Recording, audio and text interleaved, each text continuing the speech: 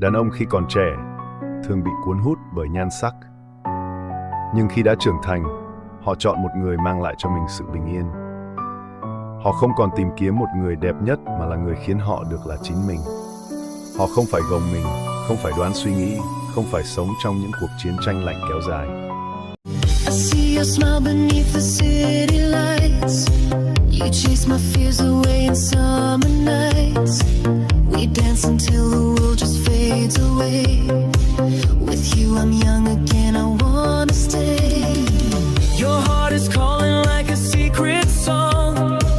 In your embrace I know where I belong.